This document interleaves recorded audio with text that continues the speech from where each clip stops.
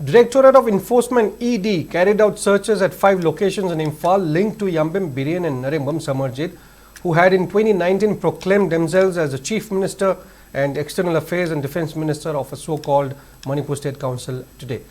According to officials, the searches were conducted by the ED's Imphal Sub-Zonal Office at premises associated with the duo, who are key figures of the Salai group of companies. The action comes in connection with an ongoing probe into alleged money laundering and unlawful financial activities. The case stems from a 2019 press conference in London, where Biren and Samarjit declared the independence of Manipur from the Union of India, actions that agency described as prejudicial to national integrity and amounting to waging war against the state, sedition and promoting disharmony and hatred among different communities. The National Investigation Agency (NIA) and the Central Bureau of Investigation (CBI) have already registered separate cases in this regard.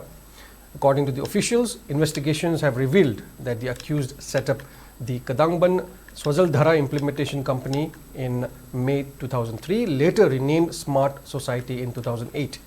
They also established the Salai Financial Services Safins, headquartered in Imphal, which was licensed under the Bombay Money Lenders Act 1946. Officials alleged that the accused, through entities under the Salai group, illegally collected cash from the public by promising high returns. Smart Society allegedly functioned as an unregistered non-banking financial company, accepting deposits disguised as membership fees and paying interest in cash. A total of 57.36 crore rupees was reportedly mobilized from unsuspecting investors under various schemes.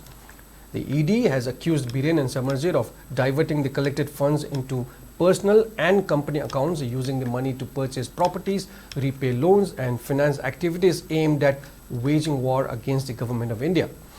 The funds, termed proceeds of crime under the Prevention of Money Laundering Act (PMLA), are under scrutiny.